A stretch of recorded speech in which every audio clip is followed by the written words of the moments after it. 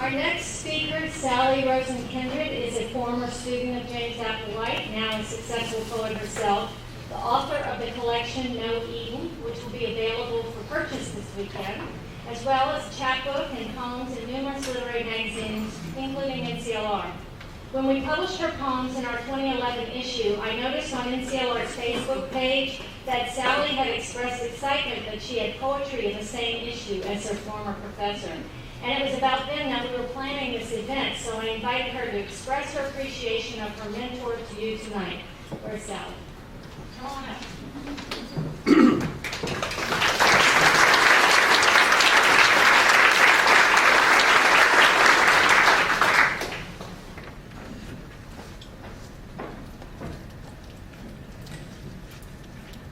Thank you so much, Margaret.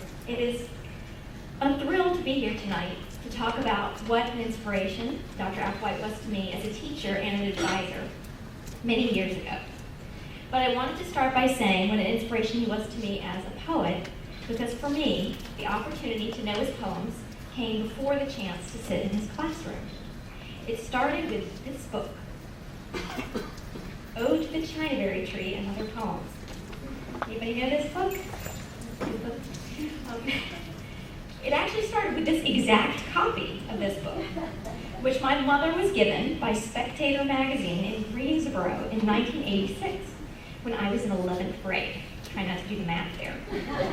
She was asked to write a review of it, an omnibus review of several new poetry collections by North Carolina poets. So she actually received 5 or 6 books. But this is the one I'm holding up 26 years later, because this is the one I stole. I let her read it first, of course. I'm pretty sure I let her write the review before I even opened the books, although I was eyeing them hungrily while she took forever to get started writing her review. When she was done, I asked to see them all, and then I read them all. And I just kept this one a lot longer than the rest. And eventually, probably a year later, about the time I applied to Duke University, I asked if I could keep it. But by then the spell was cast. This book belonged to me. And something else had happened. I knew these poems well, with their careful eye and ear for the quiet power of place, their North Carolina mothers and fathers and children. And I knew I wanted to learn from the poet.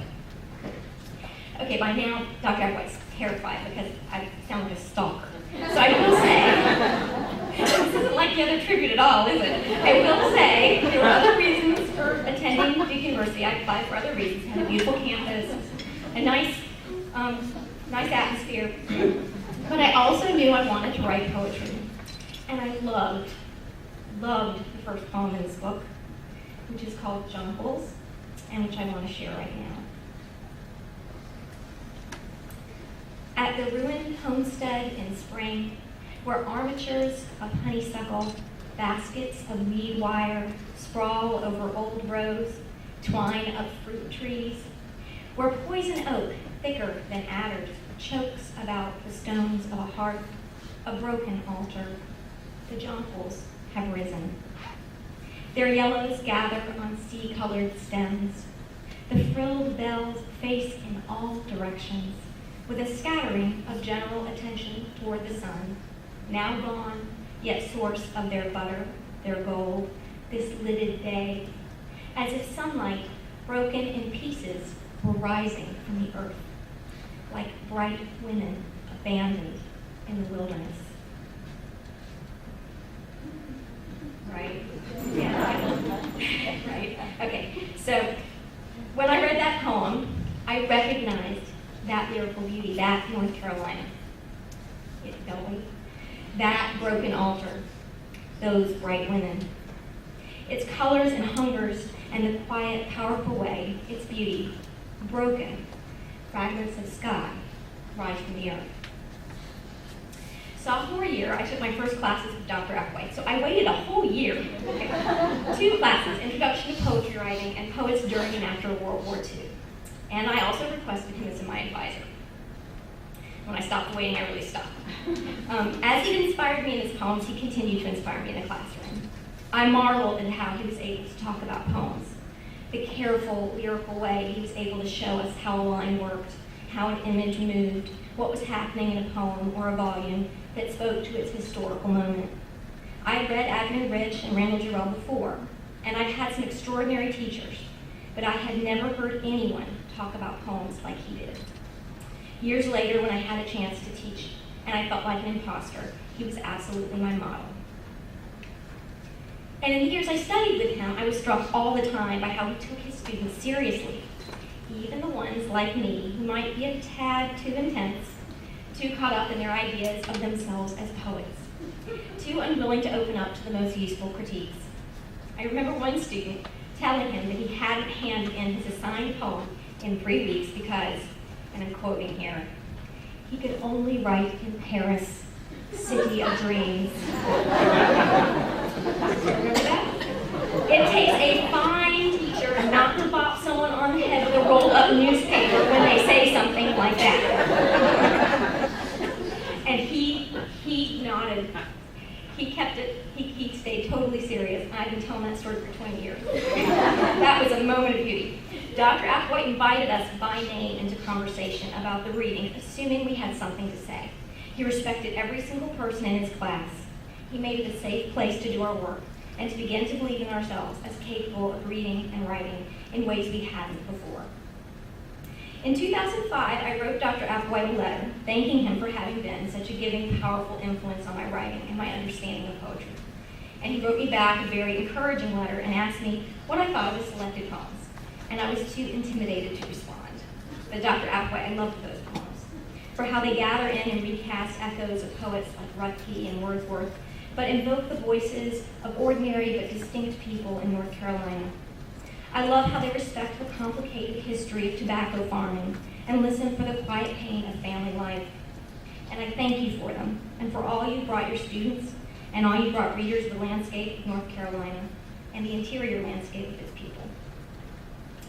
So thank you, Dr. Applewhite. You made a thief out of me, but also a reader and writer.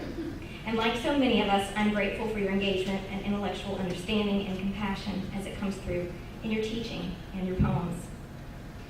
And as a way to thank you, at Margaret Bower's suggestion, not my idea, I have written a poem in your honor, which I hope suggests some of what you've taught me how to do. I'm apparently foolish enough to be willing to share this tonight.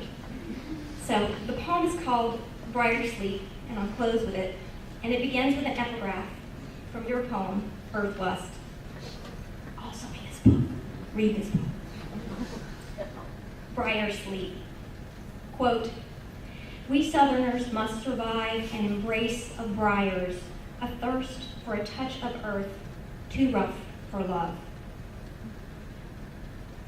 Held on, held long for a hobbled moon, held by sleep's swing-set creek to the curve of Tallwood Drive, my dream's dusk mouth finds briars on the yard's blue-breath edge. Awake, I say, I'm north, woman, a seed who'll crave no hard fruit. But I sleep to the threat of rosette, double blossom, witch's bloom. Memory's disease spread across wet buds along the collarbone in the creep of my skin's cold meadow, the trail of my mother's stone bramble hands, trail of an eye to the window, where snag is my uncle's poem on the glass, snag his powdery name on the spine and the thorn of each fruit bent for the pain. I can't get inside. My throat insists a whiskey thirst, and uncle's cough in the dim rose lamp, but I know his face there is just the face of the clock, grandfather's dark bell pinned to the wall. Out here I almost taste cloud swell, the heavens crowding their angry love, bruised and bristling. I'll tear from here, I won't lie down. Hand over mouth to block the thicket's black juice, to wake from its sweet gloss. But snag is my hand on the stem, snag to the root and the crown, the mother's, the father's, dark shine of my ground. Thank you again so much.